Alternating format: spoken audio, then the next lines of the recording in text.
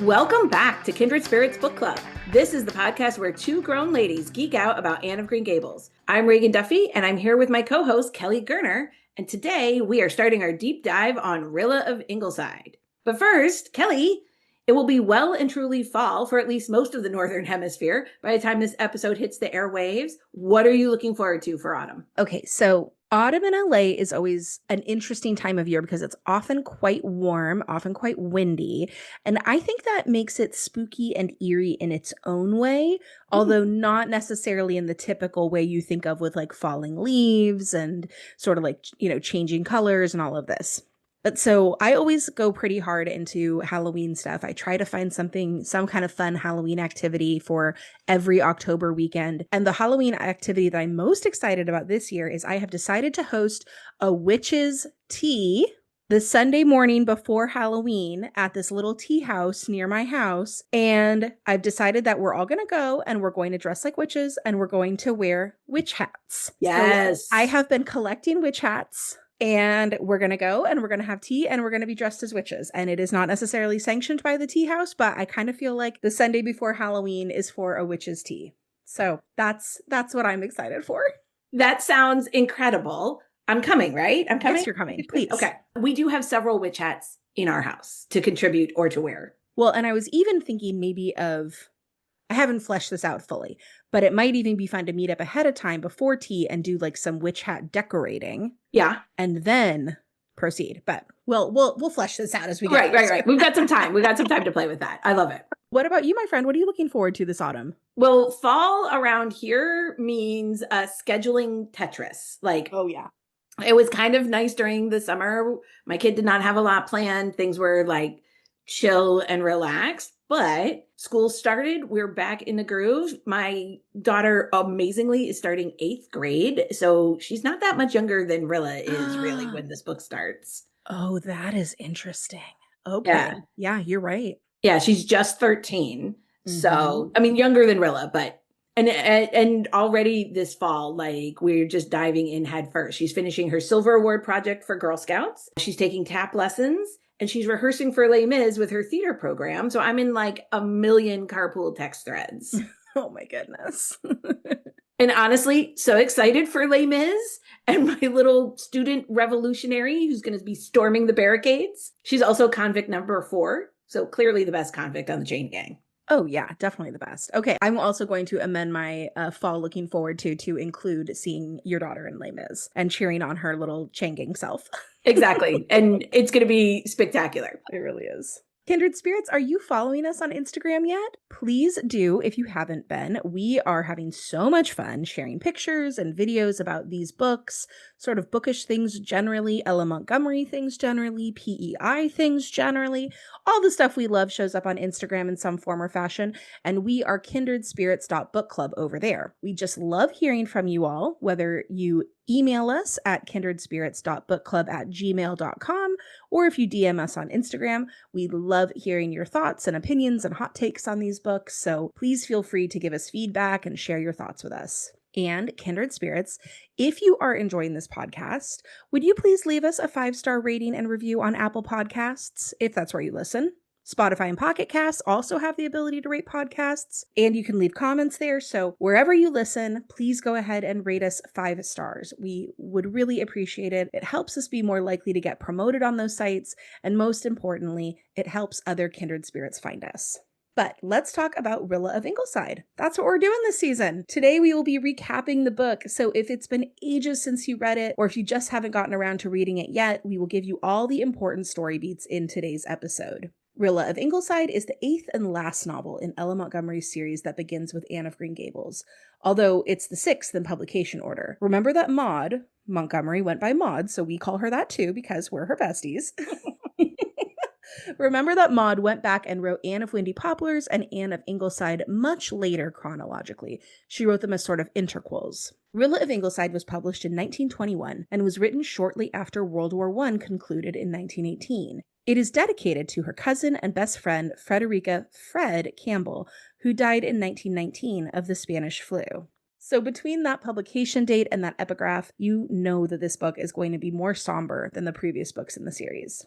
For our quote of the episode, we're going to tee off one of the major themes of this book with a quote from Anne. Anne is talking about balancing the experience of living through terrible times with keeping a sense of humor and finding the joyful moments when you can. Wise advice then and always. Quote, "We must keep a little laughter, girls," said Mrs. Blythe.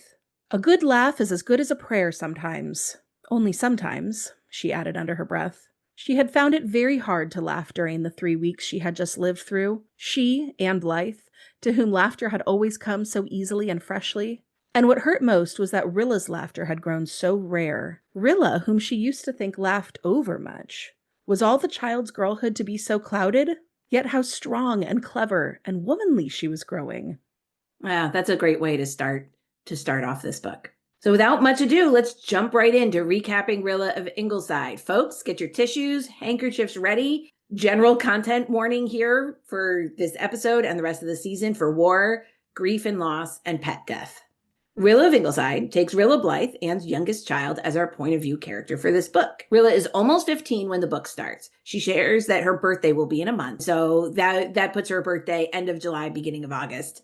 And so she is ready for everyone to stop treating her as a child. Rilla of Ingleside picks up about 8 years from when Rainbow Valley ends. The book opens with a familiar scene of Anne, Miss Cornelia, and Susan sitting on the front porch of Ingleside, exchanging all the gossip and goings-on in Glen St. Mary. Love that in the last 3 books, we all start with this little Greek chorus of ladies catching us up on the local news. Yeah, it's perfect. And the 3 of them have such fun chemistry together. And it's a great way to get a little info dump on where everybody is. Mm-hmm. So to refresh you on Anne's family, we get a check-in on all of Anne's kids and their neighbors, the Meredith kids. You'll recall that Anne's children and their playmates, the Meredith children, were the focal points of the previous book, Rainbow Valley. Jem, Anne's oldest son, is 21 and has just completed his first year of medical school after getting his BA at Redmond College the previous year. Walter is 20. He has been teaching for the last 2 years in Lowbridge, the next town over, but is planning to go to Redmond in the fall. He apparently has had typhoid in the last year, and everyone's a little worried he won't be strong enough to manage the rigors of Redmond, but he's determined to go. The twins, Nan and Di, are going to be heading to Redmond as well. That's going to make them about age 18. Shirley is 16 and has just finished his first year at Queen's and will be going back for his second year in the fall. And Rilla, almost 15, has, quote, no ambitions at all and is not particularly interested in going to Queen's, although she could if she wanted to. She's going to stay home and do a, quote, course of reading, which will be led by Anne instead. I have a lot of questions about this course of reading.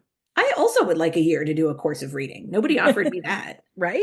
As for the Meredith children, Jerry and Faith are currently on summer vacation from Redmond. Jerry is 20, Faith is 19. Jem Blythe and Faith Meredith are apparently courting, and Jerry Meredith and Nan Blythe also appear to be romantically interested in each other. So that's kind of a fun peek into their social scene. Carl Meredith has just finished Queen's, and he'll be teaching at the Harbor Head School in the fall. He should be about 17 at this point. Nobody says specifically what 18-year-old Una is up to, although she's still in the local area. I really hope that Una went to Queen's and is pursuing higher education like her sister, but I don't think that's at all a given. She might just be helping her father and stepmother keep house at the manse.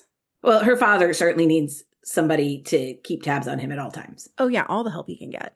Mary Vance, of course, is also still in the mix. She is living with Miss Cornelia and Marshall Elliott. She should be about 20 when this book starts, and she is rumored to be romantically involved with Miller Douglas. He runs the farm for his aunt, Mrs. Alec Douglas, who once famously tried to adopt Una. Miss Cornelia thinks he's not good enough for Mary Vance, though, which is kind of interesting because the Douglases are a very prominent family in Glen St. Mary, and Mary Vance is, of course, of, uncertain parentage. Yes, but according to Miss Cornelia, Miller's father was an outcast among the Douglas clan, and his mother is, quote, one of those terrible Dylans from Harbor Head. Oh, well, we can trust Miss Cornelia to give us all the background. You get the feeling that nobody's quite good enough for Miss Cornelia. I love that. I love that for Mary. I love that she's found such a strong supporter and a loving mother figure in Miss Cornelia. So we also set up some of our other main characters for this book. We get a lot of Susan Baker's point of view in this first chapter, which will herald her prominence in this book. We also introduce Miss Gertrude Oliver. She's the current teacher at the Glen St. Mary School. She's from Lowbridge, but she boards with the Blythes during the school year at the behest of Rilla, who adores her teacher. And this is kind of weird. She shares a room with Rilla. Right? Like, was she sharing a room last year when Rilla was still attending, the village school? That's weird. Right, that's so strange. And I also noticed that so Miss Oliver is from Lowbridge and she's teaching at the Glen St. Mary School. Walter is from Glen St. Mary and he's teaching at the Lowbridge School. I'm like, we haven't thought any of this through, have we? But anyway, Miss Oliver is here. She's a really interesting character. She's 28. She's engaged to be married to a young lawyer in Charlottetown. And it's hinted at that she has some kind of unspecified hardship and trauma in her past. She's also somewhat superstitious. Anne calls it a mystic streak. And she's been known to have these kind of presentiment type dreams.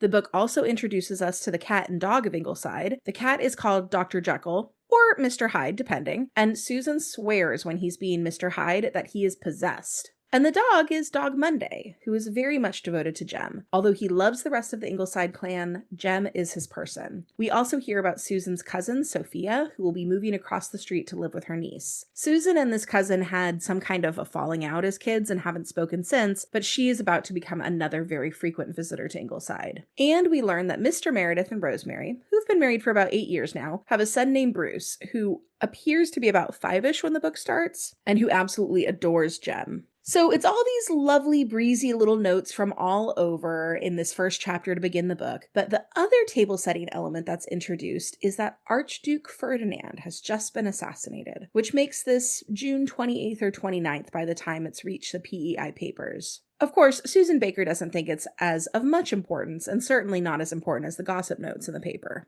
In the second chapter, we start getting to know Rilla. Her full name is Bertha Marilla, named for Anne's two mothers, her birth mother and the woman who raised her. Rilla cheerfully admits she has no ambition, and she's anxious not to be considered a child anymore. She can't wait for beaux and parties, and says she's heard that the years from 15 to 19 are the best years of a girl's life. She's determined to cram all the fun she possibly can into those upcoming 4 years. Her biggest sorrow at the moment is that her big brother Walter, the sibling she's closest to, sometimes shares more of his inner life with Di, and she fears that Walter considers her too young to be a real companion or confidant. Also, she wishes she wasn't called by the babyish nickname Rilla. She wishes she was called by her more elegant first name Bertha. She's a little vain because she knows she's beautiful. Hazel eyes, ruddy brown hair, milky skin, and she's recently grown very tall. When she went through her gangly phase, Jem had teased her by calling her Spider. She's been a bit petted and spoiled by the family, both because she's the baby and because she's always so adorable and appealing. She's wishing for something exciting and dramatic to happen after a nice but uneventful June. A month later, the adults at Ingleside are all a little tense reading the news continuing to come out of Europe about the mounting tensions between France and Germany. But Rilla, just turned 15, is getting ready for her first grown-up party being held down at the lighthouse. She's dithering about what to wear, and she's fretting about whether anyone will dance with her as Miss Oliver shares a dream with her that she fears is a premonition. In the dream, Miss Oliver saw waves breaking closer and closer to Ingleside, gradually swallowing up the glen in stormy water until it reached the porch of Ingleside. And when she pulled away from the water, she looked down to see that the edge of her dress is wet with blood, not water. Rilla worries that this could mean that a storm might cancel the dance at the lighthouse. Clearly, Rilla knows what's most important.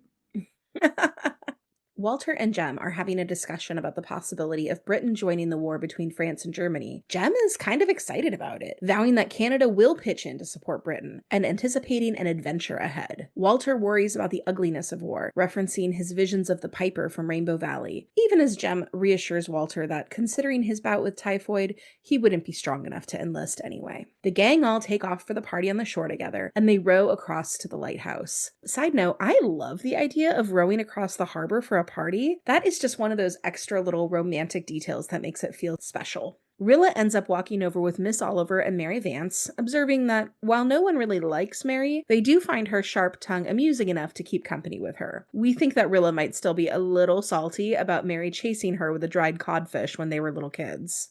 As would I be. That's a formative trauma. You don't forgive that one easy. No, I guess not. We also get the intel that the Fords, now that's Leslie and Owen from Anne's House of Dreams, and their children, Persis and Kenneth. So we find out that they didn't come to town this summer as they usually do, but that Kenneth is in the general area visiting his mother's family. He's recovering from a broken ankle, so they don't see as much of him as they usually would. Kenneth is 19, and it's clear that Rilla has a crush on him, but she assumes that he still thinks of her as a little kid.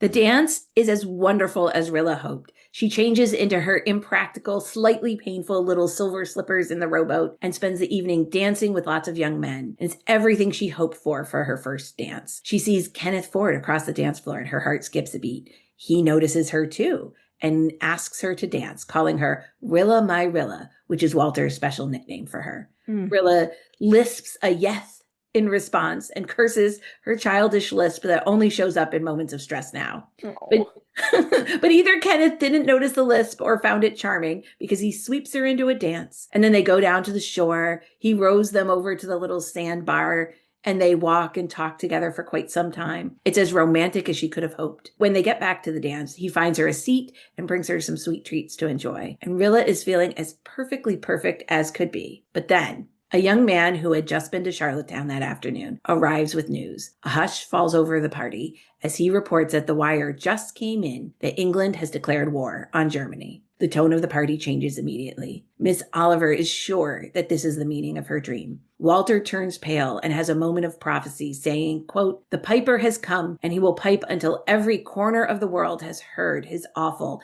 and irresistible music." Jem and Jerry and some of the other boys are excited at the adventure it portends. Ken Ford's attention has shifted away from Rilla and he bemoans the fact he won't be able to fight because of his healing ankle. But he is certain that Jem and Jerry will go. The party is spoiled, as everyone now is debating how long the war will last. And Rilla comes thudding back down to earth as the party breaks up, and Rilla realizes that she's been left behind by her group, each rowboat supposing that Rilla was in the other one. Rilla is left to walk the mile and a half to Miss Cornelia's with Mary Vance in her too tight party shoes, eventually surrendering to walking barefoot. Rilla's perfect debut at the party ends in the most unromantic way, the condescending Mary giving her goose grease for her bruised feet. Aching feet and goose grease after a night of perfect romance turns out to be the most apt metaphor for this moment where Rilla's world shifts, where the world turns upside down for all the characters and their real-life counterparts. 6 days later, Rilla is trying to reckon with this massive shift, feeling so far away from the Rilla who had prepared for the lighthouse dance in such high spirits. Jem enlisted right away, and Jerry did as well. Anne cries out about her son, her little Jem, but then she puts on a brave face. Faith declares that she wishes she were a man so she could go too. Everyone is thinking that the young men are brave and valiant, but they also want to hold them close, predicting that the war will be over before they even get to see any combat.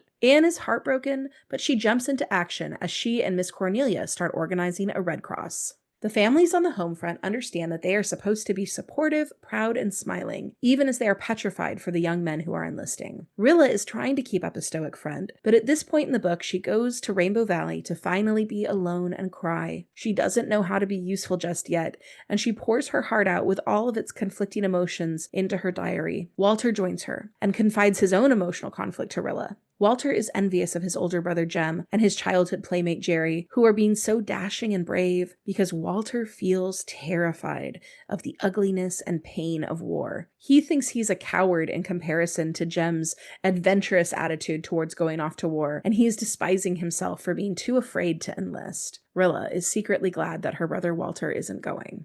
The chorus of Glen St. Mary folks are all devouring the international news and weighing in with their predictions of how long the war will last. They're all certain that England will handily beat back Germany, and we will see throughout the book how they all, including Susan, become armchair experts in military strategy and European geography over the course of the war. Right. If you can backseat drive a war effort, Susan is at the helm. Yeah, she found a way. Rilla decides, once word has come that Jem will be shipping out to training soon, that she needs to be useful. She starts by making sheets and bandages for the Red Cross. Anne suggests that Rilla organize a junior Red Cross among the girls in town. And while Rilla is doubtful of her skills to do that, she resolves to be, quote, brave and heroic and unselfish, italics included. And it turns out that Rilla is pretty savvy about the social dynamics between the girls in town. She knows just who should be president and secretary, and she turns out to be more capable than she thought. Jem and Jerry leave with a huge crowd from the Glen at the station to see them off. The prevailing wisdom is that no one should cry, that the last sight the boys should have is of everyone smiling and proud. Ken Ford is there to see them off as well, envious that he can't go because his ankle still isn't fully healed. And Rilla is suddenly afraid he will enlist too. The train comes, the boys board, Jem kisses Faith in front of the entire crowd, and Dog Monday is howling and having to be held back from chasing the train as it rounds the corner. In the hoopla over the boys leaving, no one realizes at first that Dog Monday doesn't come home from the station with them. Eventually, they notice he's missing and they find him keeping vigil at the train station looking vainly for Jem. A few times they try to forcibly carry Dog Monday home, but he howls and goes on hunger strike until he's let out and makes a run straight back for the station. Eventually, they just accept that he is going to wait there for Jem, and they make arrangements for a dog house and for the station master to feed him daily. Dog Monday meets every train looking for Jem and then retreats to his kennel to watch the next train. This book. I can't with this book. You all, when we say this book is tragic, we mean that it is a loyal dog waiting for his master to come home from war tragic. Dog Monday gets me in the feels every time I reread this book. Question, Kelly, would either of your corgis pull a Dog Monday? Oh, Lord. Not even close. I mean, I love those dogs and they are sweet little critters, but they are also very independent and self-serving, and they do not overly concern themselves with, my comings and goings or well-being. Last year, I had this funny moment. I had a bad fall and I broke my foot, sort of. I chipped some bones in my foot. It's I don't know how to explain it. Feet are weird. But while I was lying on the ground trying to assess how badly I had injured myself, my sweet, perfect, darling little corgi hash brown climbed on top of me and then just sat there. She was finally taking her place as head of the household. So rough stuff for me. Your corgs are kind of cat-like in their attitudes, I think. Yeah. Now, I've had many dogs in my life, but I think my current dog, Luna, is the only one who would do this. In fact, when I do go out of town for the weekend on my own, Steve says she lies by the front door or the front window to wait for me pretty much the entire time I'm gone. Oh, Luna, sweet girl. She is a sweet girl. When we first brought her home, she very much imprinted on me. She would lie outside my office door when I was in sessions and eat the baseboards to keep herself busy while I was in session. One of the first times we left her with neighborhood friends when we went on vacation, she booked it out the front door across an extremely busy street and ran all the way home the first moment they left the front door ajar. So, yeah. But I don't know if she has Monday's intuition about the seriousness of what Jem is leaving to do, because it doesn't seem like he acts like this when Jem goes away to college. Luna acts this way even if I'm gone at the grocery store for an hour. I think you need to start taking Luna more places with you. Yeah, really. Susan also makes a resolution. She declares to Anne that she is determined to be a heroine, by which she means that she's not going to whine or complain, but she will keep a stiff upper lip and work hard for however long the war drags on. And this is one of the main themes of Rilla of Ingleside, that they're all going to have to be heroes and heroines in whatever ways that they can. Life changes for Glen St. Mary and Ingleside. Now, daily life revolves around the newspaper carrying dispatches from the war, all of which is discouraging news thus far. Although everyone is counting on the British Army to quickly turn the tide, they are living in fear that Paris will fall to the Germans in the meantime. Rilla throws herself into her Red Cross activities and is driving around the Glen and Four Winds collecting supplies for the Red Cross. She stops by the desperately poor Anderson house without any real hopes they'll contribute anything. Jim Anderson apparently is English and immediately sailed for England when war was declared. Apparently he was in Kingsport, heard of England declaring war, hopped on a ship right then to go back to England, didn't even tell his wife. His pregnant wife. Yeah. Nice. What a great guy. Exactly. He left his destitute and pregnant wife behind with no notice or support, I guess. He's like the mother country calls. I guess. But Rilla decides she's going to stop anyway. She doesn't want to hurt Mrs. Anderson's feelings by not asking. She gets there, and sitting on the porch is a relative of Mrs. Anderson's, a rough, uncaring, kind of drunk woman, rocking away in a rocking chair while a baby wails his head off inside the house. Rilla can see through the open doorway that Mrs. Anderson herself is lying on the bed, clearly dead. Mrs. Conover, the relative, reports matter-of-factly that, yep, Mrs. Anderson died half an hour ago. She's just waiting for the undertaker to arrive. The baby is only 2 weeks old, and Mrs. Conover reports he's just going to have to go to the orphanage. Rilla sees that the baby is dirty and uncared for, and she feels like she just can't leave him there to be neglected by Mrs. Conover in the meantime. So, surprising even herself, she offers to take the baby with her. It's just, Mrs. Conover doesn't care. She'd go for it. And since there's not a basket or a bassinet for the baby, Rilla sources an old soup tureen to put the baby in and drives home with the baby balanced in a soup pot on her lap. You know how on the internet they talk about the universal cat distribution system? Like, it's this idea that if you just sort of like wait around long enough, a cat will eventually show up on your doorstep and claim you as its owner. I feel like in Ella Montgomery books, there's a universal child distribution system, right? Like, if you were just hang out in one of these books long enough, you will find yourself responsible for a child. Apparently. So Rilla arrives back at Ingleside, Red Cross supplies, soup tureen, baby and all. The grown-ups are like, are you freaking kidding us?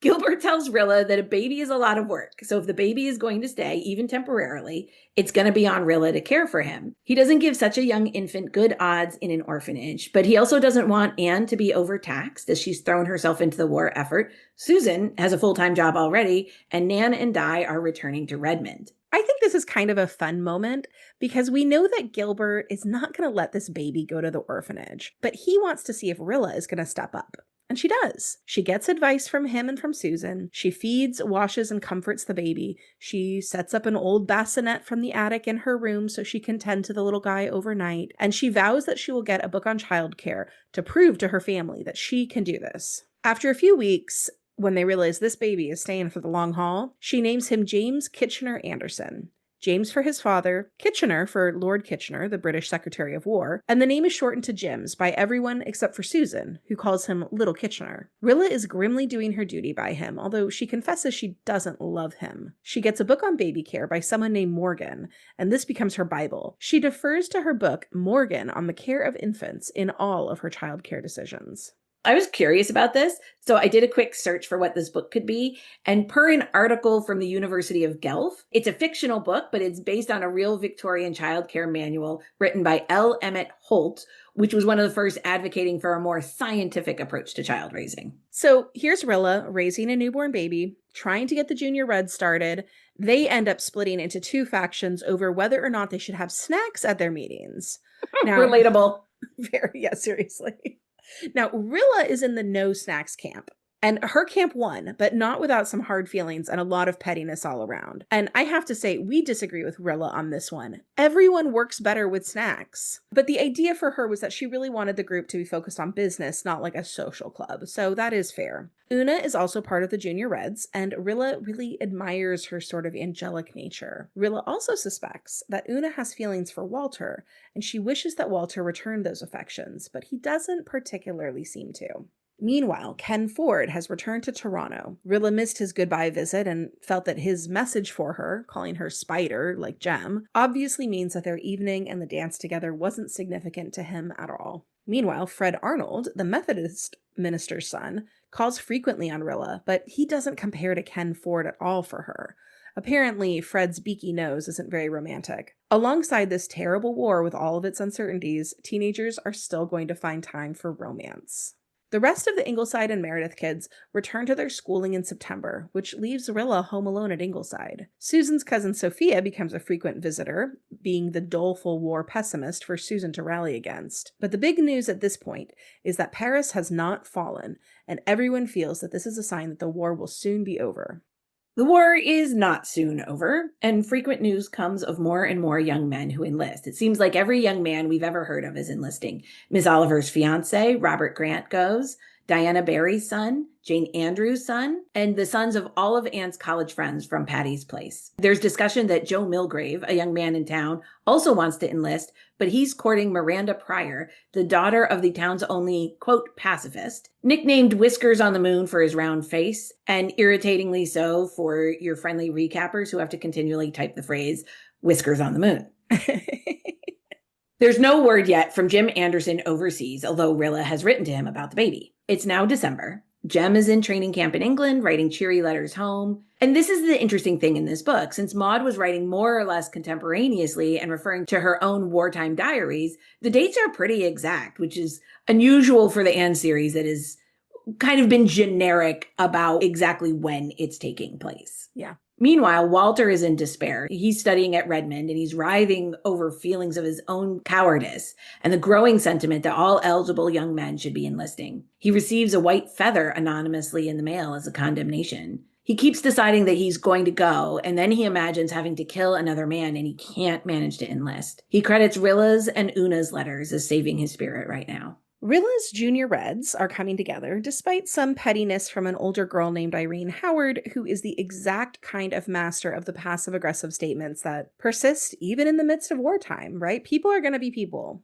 Rilla has a very funny little moment of vanity and frivolity by purchasing like a rather extravagant hat for the winter. It's dark green and velvet and just, ornate. And she just loves it, thinks it's the prettiest thing in the world, until Anne mentions, kindly, that it seems a little selfish to spend so ostentatiously when everyone should be conserving for the war effort.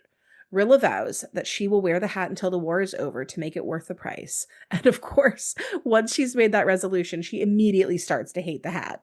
Relatable. Rilla quarrels with the petty Irene Howard, who nastily passes along something terrible that someone else said about Walter. It's not specified, but it's likely related to his sort of perceived cowardice for not enlisting. At that time, the sentiment in favor of the war was so strong, there was so little opposition to it, that able-bodied young men who did not enlist were subject to severe social condemnation, much in the way that Walter is experiencing. Even if, like Walter and like Ken Ford, they were not in peak physical condition. But nevertheless, Rilla sees through Irene's sort of feigned sweetness, and she yells at Irene that she should never speak to Rilla again for repeating something so vile. So, there's gonna be some awkwardness at the Junior Reds meetings going forward.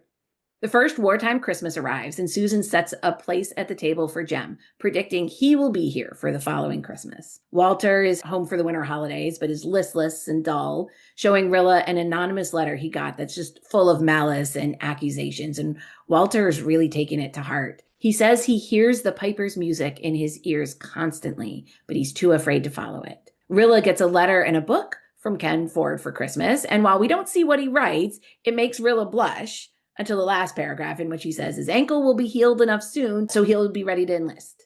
He, like Walter, feels the accusing eyes of folks who assume he's physically fit but shirking his duty to Canada and England. Rilla is terrified that both Walter and Ken will go, but she is frequently being asked to speak at recruiting meetings and is kind of a hit. Her passionate exhortations about fighting for the ashes of their fathers and the temple of their gods, doing the work of convincing more young men to enlist. The fact that she's so young and pretty doesn't hurt. I think that might be a big part of it.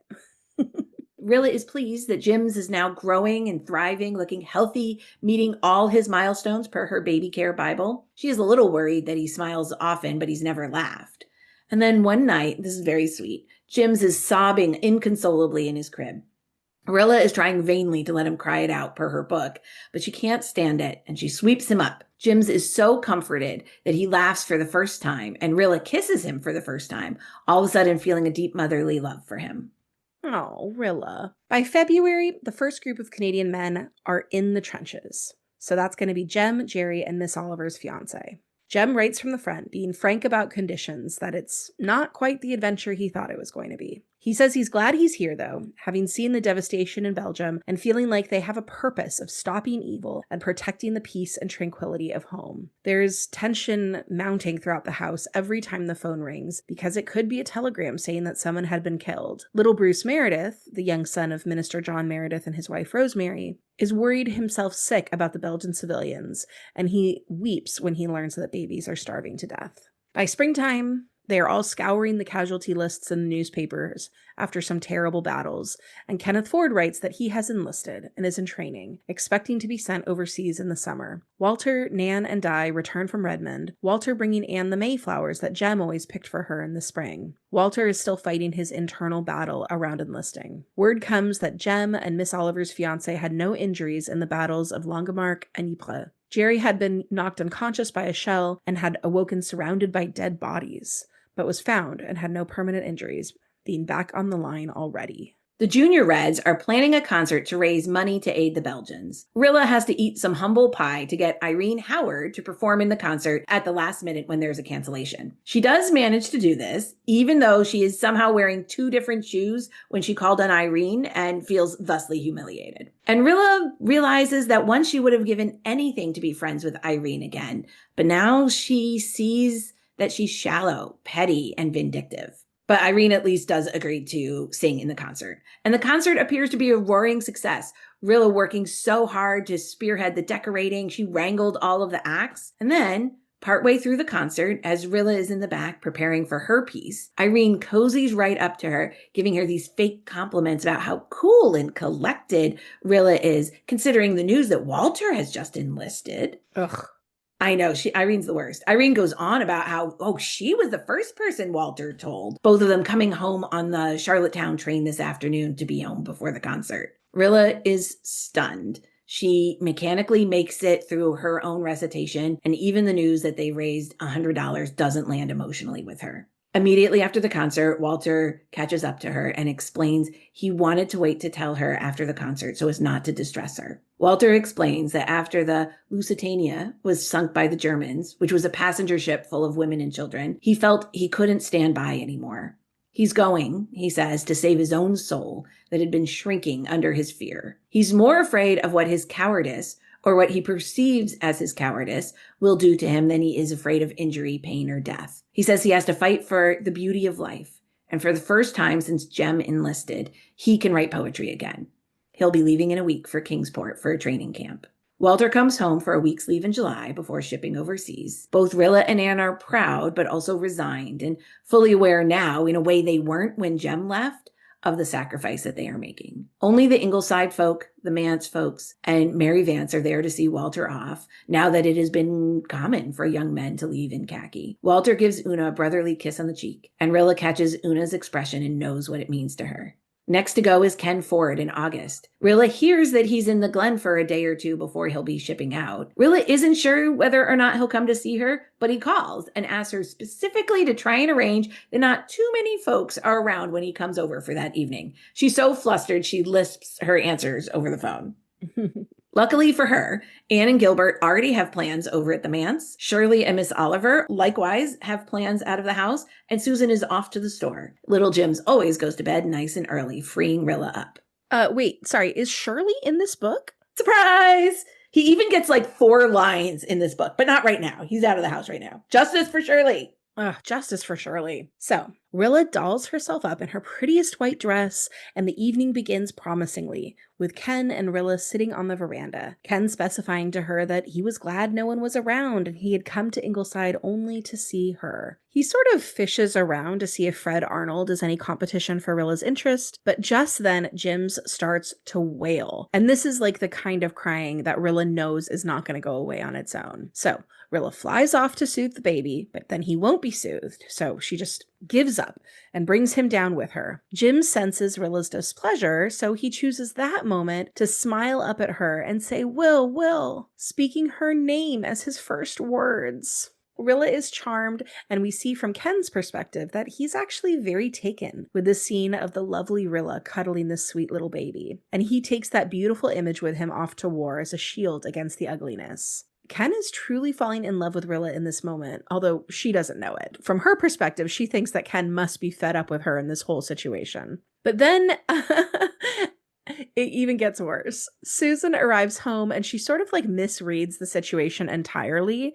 She thinks that Ken just sort of showed up and poor Rilla had to host him all by herself while everyone was out. So she sort of like swoops in to try to save the situation. And by save the situation, she means regale Ken with all sorts of like embarrassingly horrific childhood stories, like including the time that she spanked him when he was a little boy, and another time when Rilla got in trouble and was spanked by her father, just like all the most humiliating stories. So that's gotta be the worst. I would not pull it past her to pull out like some naked picture of Rilla as a baby to show. No, that's basically what's happening, right? It's like that cliche of like you take your new boyfriend or girlfriend home for the holidays and all of a sudden your mom's got out the baby book and like, here's the picture of you naked in the bathtub or whatever. So Ken is like such a good sport and he's trying not to laugh, and Rilla is sure that Ken must be horrified and it's never going to come over to Ingleside, like a pox on that entire family. But finally, Ken decides that Susan probably is not going to leave them alone, so he starts to make his excuses to go. Rilla walks him to the edge of the porch, and when Susan has turned her back, Ken kisses her and asks her not to kiss anyone else until he comes back. She whispers yes back, and then Ken turns to go. Rilla forgives Susan internally and wonders if this means that she is engaged to Ken. To which I say, Rilla, you are 16. Come on!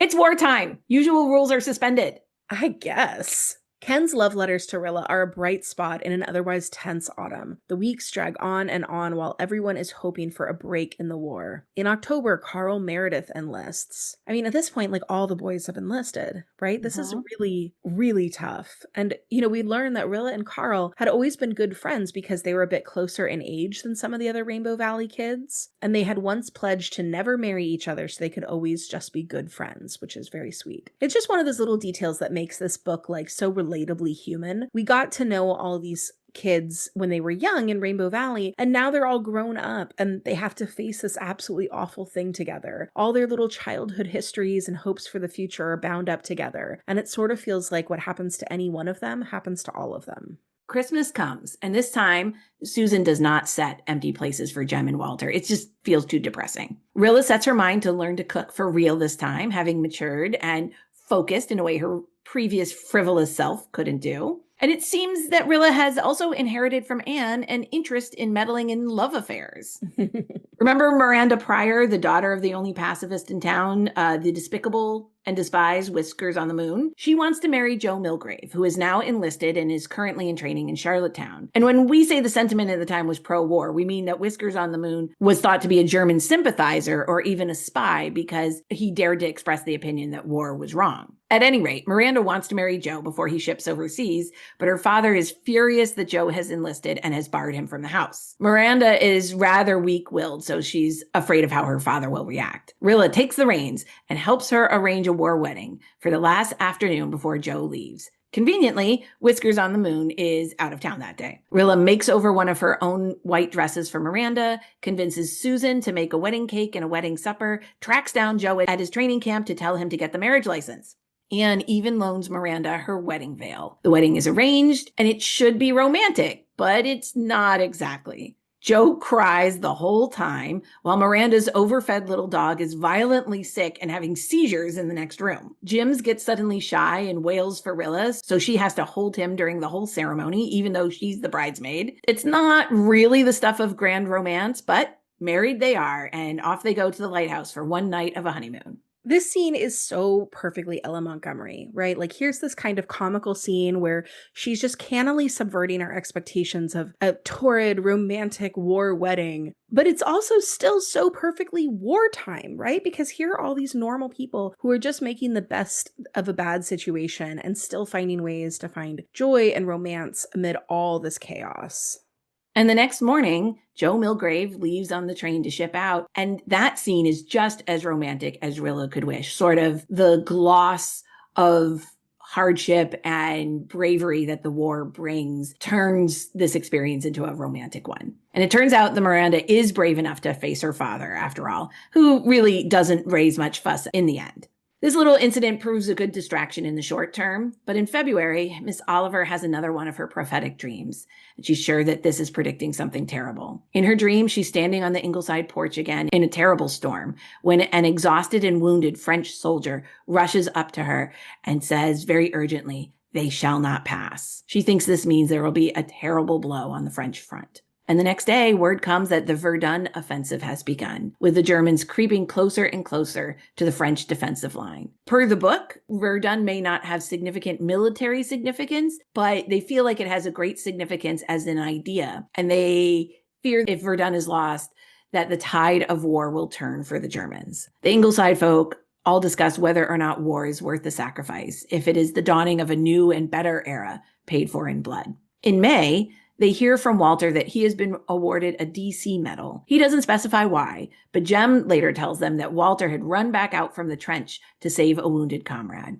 Rilla is thrilled that Walter's bravery has been recognized, but Walter spends his letter instead talking about the small, beautiful things from home he's thinking about. He's also sent Rilla a copy of a poem he has written, or rather, he says he feels he was almost possessed by something greater than himself to write it in the trench one night. He sent it over to a London newspaper, and it was printed. It immediately picks up steam, and it becomes a poem that goes viral before going viral was a thing. It seems to encapsulate the war, the bravery, and the sacrifice, and it comes to be the great poem of the war. Walter's poem is called The Piper. Miss Oliver gets word that her fiancé has been killed. She's crushed, but bitterly stoic. And Susan's cousin Sophia is no help at all, saying it's not so bad. After all, he wasn't her husband or son. Rude. Rude. But then a few days later, they get another call saying that it had been a mistake. Miss Oliver's fiance had only been slightly wounded and was in the hospital. It must have been another man with the same name that had been killed. When Miss Oliver hears this update, she keels right over in a faint. And honestly, just the immense amount of stress these people are all under, it's hard to conceive of. That constant tension of waiting for bad news. Yeah. The next big event is a joint prayer meeting arranged by both the Methodist minister and Mr. Meredith of the Presbyterian congregation in honor of the county battalion of local men who've been training in Charlottetown throughout the winter, who are on their last leave before they ship out. Everybody in town is there, even Miss Cornelia, who is darkening the door of the Methodist church for the first time. So we see these ways that the war has changed people. Well, Miss Cornelia specifically. This meeting is to become the stuff of legends because Whiskers on the Moon, the town pacifist / German spy, is there, and the Methodist minister unknowingly asks him to lead the prayer as the Presbyterian elder. Whiskers on the Moon pops up and starts giving what's termed, quote, a pacifist appeal of the rankest sort. He calls the armies deluded and characterizes the present enlisted men as being hounded on the path of murder and militarism. So we'll spend more time on this in the future, but whether you agree with his political views or not, it's at the very least an appallingly inappropriate time and audience to sermonize to in this way. Yeah. And everyone is just kind of stunned into silence initially, but Norman Douglas, my, of course, main love interest in these later books, Norman steps up, he roars, "Stop! Stop that abominable prayer!" He bounds up to the pew, grabs Whiskers on the Moon, and starts shaking him while yelling the most colorful, almost poetic, string of insults at him. For instance, pig-headed varmint and pestilential parasite. It's magnificent. Shakespeare would have been proud. Norman Douglas finishes with calling Whiskers on the Moon a whited sepulcher. And to save you the time of looking that one up, that just means a hypocrite, right? One who is virtuous on the outside, but inwardly evil. Whiskers on the Moon is bullied right out the door, gasping that he'll have the law on Norman, who naturally doesn't care, and sort of faints at him again, sending him scurrying. Norman announces that he knows the ministers couldn't do anything, so he did it, and that he was born for this hour, to combat sedition and treason. While Norman isn't religious, he certainly is patriotic. The meeting is adjourned quickly after that. Susan, never Norman's biggest fan, is now proud of Norman, and Gilbert declares that while it was improper and scandalous and outrageous, but by George, Anne girl, it was satisfying. And I will agree. Norman is never my favorite character, but this is his moment. This is his moment. Yep. And, I'm sure we'll get into this when we talk more about Gilbert's role specifically as a father and community leader. But you can really tell that for the older men in this community, not actually being able to enlist and fight themselves is something that they're all really struggling with. So Norman's sort of violent outburst at Whiskers on the Moon felt like him doing his patriotic duty. The war news continues to be bleak as the battles rage on. Lord Kitchener, the British Secretary of War, dies. Susan is so affected, she forgets to put salt in the soup. The county battalion marches through the upper glen to the station and everyone comes out to see them, except Whiskers on the Moon, who is still hiding after his encounter with Norman Douglas. Understandably. Rilla recounts it all in her diary and lists all of the different soldiers she knows going. There are speeches to see them off, and someone recites the piper, the soldiers cheering and crying that they will follow and won't break faith. Rilla is so proud that it was Walter who had written such inspiring words. Rilla's other would-be beau, Fred Arnold, is in this battalion. He had come to see Rilla before he left, and he told her he loved her, asked if she would marry him when or if he comes back. Of course, Rilla couldn't, not only because of Ken, but because she can't imagine staring at his nose over the breakfast table every morning. How bad is this nose? I don't know.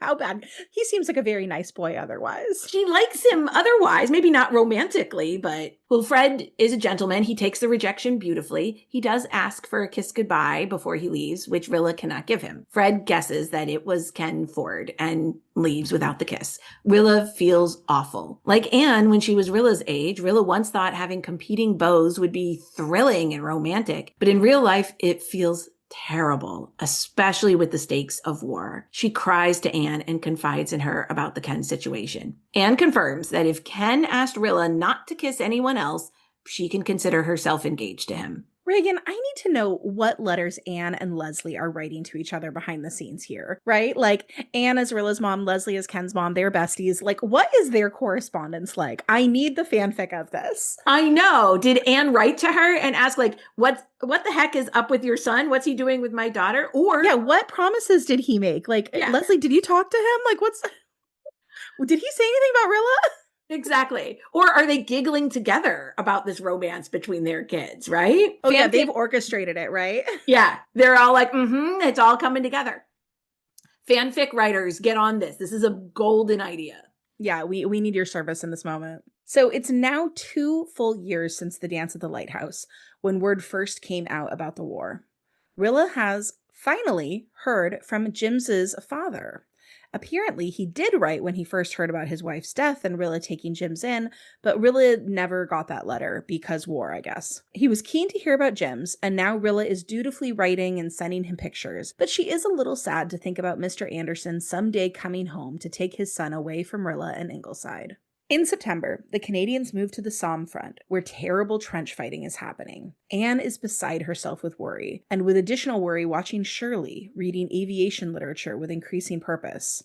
I mean, at least someone is noticing that Shirley is around. News come that the Canadians have won the battle at Courcelette. The victory is exciting, but they wait with bated breath to hear what the cost will be. In the morning, Rilla wakes up to hear a dog howling in the distance, coming from the direction of the station. She worries that it is Dog Monday howling a dirge for one of the Ingleside boys, and the station master reports that Dog Monday howled from midnight to sunrise and would not be stopped. He's not howling anymore, but he won't eat the food that Rilla brought for him. She waits to hear the worst. But for 5 days they hear nothing and they start to relax a little. On the afternoon of the 5th day, the Ingleside folks receive word that Walter had been killed in action at Courcelette. Rilla faints. In the aftermath of Walter's death, Anne falls ill from grief and shock, and Rilla and Susan keep working and staying hectically busy to distract themselves from grief. A letter from Walter's commanding officer tells them he was killed instantly by a bullet during a charge, and Rilla is comforted to know that Walter didn't suffer. Rilla also receives a letter from Walter, the one he wrote the night before the battle that killed him. The letter is prophetic. Walter says he felt compelled to write to her. He says Ingleside seems near to him tonight. For the first time since Walter had been at war, he could practically see Rainbow Valley. He tells her about his first Piper premonition back in Rainbow Valley. And he says that last night he saw the Piper again, marching across no man's land, followed by boys in khaki. He could see him. He could hear his music. And then the Piper disappeared. But Walter knows that this means he will follow the Piper tomorrow, and he is not afraid. He tells Rilla that he has won freedom from fear on the battlefield. Walter thinks that life would be harder for him at this moment now than death, now that he has seen and experienced such horrible things. He feels satisfied that he has helped to make Canada safe for future poets, even if he will not be the one to write those poems. The letter is a little spooky in Walter's certainty, and the way he writes that the dead are fighting against evil too. He asks Rilla to tell her children about the ideas he fought and died for. That's her work to continue. He concludes that he meant to write to Una tonight as well and asks her to share this letter with Una. He says he will be thinking of Rilla's laughter and the steadfastness of Una's eyes when he goes over the top tomorrow. The letter is noble and visionary and comforting to Rilla all at once. She shares it with Una, the girl who secretly loved Walter, who is unable to grieve him in public, and she gives Una the letter to keep. Una knows that love will never come into her life now, and no one else will ever know it. It's hard for Rilla to believe that life can go on after Walter's death. She tries to laugh and carry on as cheerfully as she can. Her family knows it's all an act, but Irene Howard pettily mentions she can't believe how shallow Rilla is, barely even shedding a tear in public about Walter. Those remarks do eventually make their way to Rilla, who no longer cares about Irene. She knows there are more important things, and she made a pact with Walter's memory to carry on. Christmas is sad, winter is hard and early. Anne and Gilbert go to Avonlea for the change of scenery for Anne, and so Anne and Diana can be together. Diana's son having been seriously wounded as well. Both mothers need each other. But a storm comes up that traps them there for over a week. And that's when Jims takes very ill. His cold turns into croup. Susan and Rilla are alone, and at first they think they can manage because Jims has had croup before. They managed to help him through it. Croup is basically an upper respiratory infection caused by things like the flu or RSV, and most of the time it can clear up on its own. But in this case, Jims seems to be getting worse and worse. He's struggling to breathe. His face is turning blue as he coughs and chokes. Rilla is beating herself up for not attending to his cold attentively earlier. The snow is too high for the low bridge doctor to reach them. If this is reading like Minnie May Barry, y'all are correct. At 11 p.m., the doorbell rings and it's Mary Vance. She has been trapped at the Flagg families since the beginning of the storm and finally is fed up enough with them to try and make it as far as Ingleside to ride out the rest of the storm. Mary, like Anne, has raised plenty of babies before she was adopted by Miss Cornelia. She correctly diagnoses it as diphtheritic croup. That means croup caused by diphtheria, which is actually very, very dangerous. It creates a thick gray membrane in the larynx, which essentially is choking him to death. And Mary remembers a possible treatment for it, patting herself on the back for her memory. She asks for some sulfur and she creates a noxious smoke, saying it will either cure Jim or kill him. She holds Jim's face down over the smoke and Rilla's horror-stricken but frozen. Jim's is choking and wheezing, but finally he coughs up the membrane that was choking him, just as Anne used Ipecac on Minnie May. And like Minnie May, once that happens, Jims immediately starts to breathe easier. Mary is very pleased with herself, as opposed to the humble Anne, but Rilla is so grateful she doesn't care. She thinks Mary has every right to brag. She saved Jims. So let this be a little vaccine PSA here. We don't see diphtheritic croup anymore since it's all been eradicated by the Tdap vaccine. The D is for diphtheria. Before that, 1 in 2 people with untreated diphtheria died, and 1 in 10 died even with treatment. So get your vaccines. The new year of 1917 arrived. The U.S. finally seems to be approaching entering the war. Shirley is still at Queen's. Can you do 3 years at Queen's? It's unclear, but he's still at Queen's. I mean, I'm just surprised that Shirley's in this book. When the U.S. declares war at last, which my Googling tells me is April 6, 1917, Susan seems to relax her vigilance in monitoring Shirley's interest in enlisting. But then he announces to Anne and Gilbert, wisely out of Susan's hearing, that he's just turned 18, so he thinks it's time he joined up. Now, Shirley seems to be a victim of Maud forgetting just how old he is, because if he only just turned 18, he and Rilla are now less than a year apart, because Rilla would have been 17 in like July, August of 1916. Right. So I think Maud kind of forgot about him in this timeline for like a year or two. We'll probably have fun with this a little later on, but Shirley's timeline truly makes no sense. And you know what? Say it with us, everybody. Justice for Shirley. Now, Shirley wants to join the Flying Corps.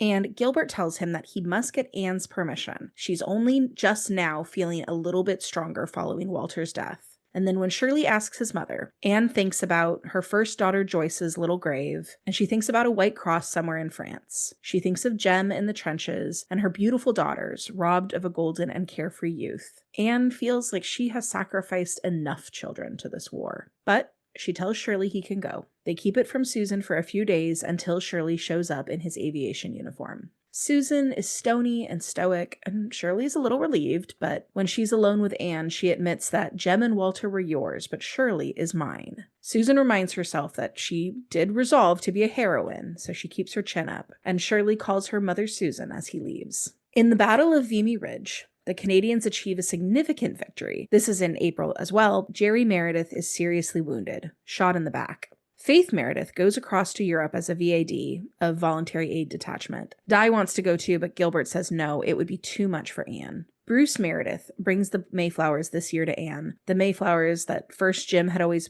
brought, then Walter in his stead, and then last year Shirley. Rilla vowed to do it herself, but Bruce beats her to it. Bruce also says that he's almost 10, so pretty soon he will be old enough to go, and Jem and Jerry can come home and rest, which, heartbreaking. Bruce also confides in Anne that the way he would like to punish the German Kaiser is by turning him good.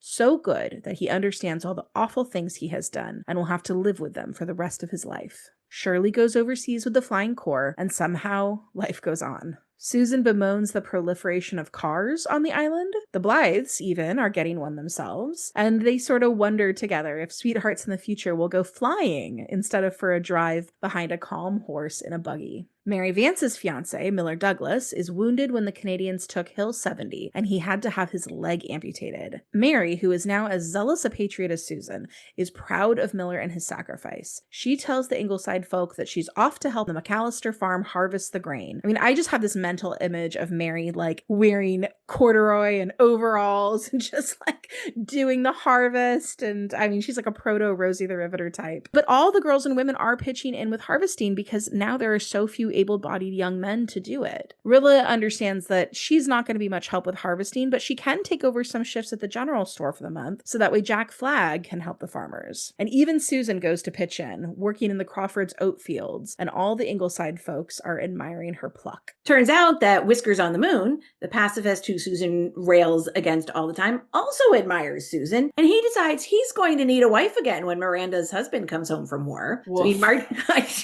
So he marches himself over to Ingleside and proposes to Susan. We don't see the proposal itself. What we see is Anne coming home from the store to see Whiskers on the Moon running as fast as he possibly can out of the house and down the road, being chased by Susan brandishing a huge smoking iron pot in her hands. Susan explains that when she turned down his very unromantic proposal, he had said, "Why, I thought you'd be only too glad to get a chance to be married." Susan flew in a rage, not just at the insult, but the fact that it was Whiskers on the Moon insulting her, and chased him with the pot that she was boiling dye in. Susan. It's now November, and the Junior Reds are canvassing for the Victory Loan Program. The war news is still difficult. For every victory, there's a loss, too. The national election is looming, and for the first time, women can vote. But only women who have husbands, sons, and brothers at the front can vote. The big topic is conscription, the compulsory enrollment of soldiers in the national service. The conservatives are for the conscription, the liberals are against it. And at the same time, Miss Cornelia is meeting her own personal Waterloo, the impending church union between the Presbyterians and the Methodists. Quoth Miss Cornelia, "Compared with Germans, even Methodists seem attractive to me." How war does change people. Seriously. At this point, the children of Ingleside, the children of the Manns, they are all wrapped up in a war. Shirley, Carl, and Jem are all at the front. Faith is in England doing VAD work, and she gets to see Jem on his leaves. Nan and Di are at Redmond doing Red Cross work, and Dog Monday's vigil continues. In March, the Germans begin a big push on the Western Front, and the fear that the line of defense will not hold is a tangible tension. The British and French forces are managing to hold on, but they are in retreat. And then they hear that in a trench raid on the Canadian front, Jem is reported wounded and missing. Rilla doesn't know if this is better or worse than news of his death. The hope is torturous. Susan tells her not to worry because she checked with the station master, and Dog Monday hasn't howled or fussed at all. Rilla knows it's irrational, but it feels like something to believe in. A month later, Jem is still missing, and the Germans continue to press forward. But Miss Oliver has another prophetic dream. She says it's like her first one, standing on the porch of Ingleside while the glen is covered in waves. But then the waves begin to recede, and soon they ebb back out into the Gulf, and the glen is left beautiful and green with a rainbow arcing into Rainbow Valley. And it turns out the Allies achieved 2 tremendous victories, and the tide seems to shift, as the dream predicted. In a fun little interlude, Rilla and Jims have a little adventure, and honestly, thank goodness we need something fun at this point of the book. Yeah. So Rilla and Jims are on the train to Charlottetown to visit a friend. They are standing on the back platform of the train at one of its stops when Jims suddenly lets go of Rilla's hand and tumbles off the train just as it pulls away from the station. Rilla shrieks and jumps off as well, leaving them both stranded miles from home. Rilla notes that rain is coming and remembers that she has a friend a few years older than her who got married and moved out this way. It's about 2 miles to her home, but it's all Rilla can think to do. So off they go, reaching the house just as the thunderstorm starts. Unfortunately, no one is home. Rilla decides to go in anyway, reasoning that her friend would want her to. So, one unlocked window later, they're in. After a few hours with no one returning, Rilla decides they should just sleep in the spare room and they'll be on their way tomorrow. Early in the morning, a gruff man and a woman wake her up unceremoniously. No. They are the Chapleys, who have recently bought this house from Rilla's friend, and they have Mrs. Chapley's elderly mother with them, Mrs. Matilda Pittman. The 2 Chapleys are pretty rude. They suspect Rilla is going to rob them, but Mrs. Pittman chides them about their hospitality. And then Jims wakes up and is simply angelic with Mrs. Pittman. He gives her a huge smile and a hug, and he calls her Pretty Lady. Yes. Jims has impeccable timing. He really does, yeah. After Mrs. Pittman bullies her daughter and son-in-law into fixing them breakfast, Rilla tells her all about Jims and her fear that if his father returns, his father will be shiftless and poor, though he is rumored to be kind, and that Jims will not be well cared for. Mrs. Pittman gets her son-in-law to drive them to the station. She's thoroughly charmed by Jims as he blows her kisses out the back of the buggy. Oh. When Rilla returns home, there's still no word about Jem, and Rilla overhears her mother praising her to her father, saying that Rilla has been such a comfort during this awful time. The war news is at least starting to be promising as the Germans are being pushed back. The Ingleside folks also learn that Carl Meredith is wounded. He downplays his injury, but he has lost the sight in one eye. No one is emerging from this war unscathed. And now, listeners, just a little content warning for some pet-related trauma, so feel free to skip ahead if you want to. We will return to this moment in future episodes, and we will always warn you in advance. So skip ahead about 30 seconds or so, starting now. Little Bruce Meredith, who had always been devoted to Jem, overheard at the store someone say that Jem would never come back, and the Blythes should just give up and face it. Bruce cried himself to sleep, and the next day his mother finds him sobbing. Bruce told her that he drowned his pet kitten to bring Jem back. He thought that if he made a big enough sacrifice, God would send Jem back. He's absolutely distraught, but he is sure that God will like Stripey enough to send Jem back to them. Everyone's worried about the effect on Bruce if Jem never comes home, because he's so certain that it's going to work. So, like I said, this is pretty brutal, even for little boys and their kittens. It's okay, though, to come back now for the listeners who skipped ahead. But then, 4 days later, Rilla answers the telephone. It's a telegram from Jem. He's in Holland.